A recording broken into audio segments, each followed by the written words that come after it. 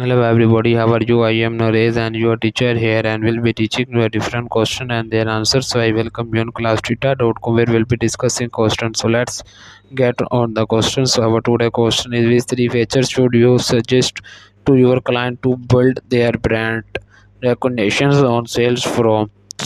One, customize your front and use front types that matches the company branding schemes. To add a company logo to customer sales from. Three, use to standard template with no customizations. Four, add a splash of color that matches the company branding schemes.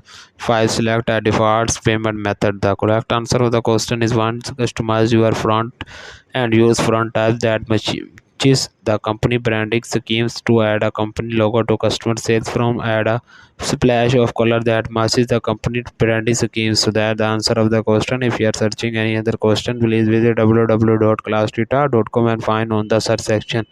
If you have any question to ask, there are now sessions on the right side of the website. Fill the form and will be answering you as soon as I can. Thank you for watching this video. Please do not forget to like, share, subscribe our channel. Until next question. Bye bye.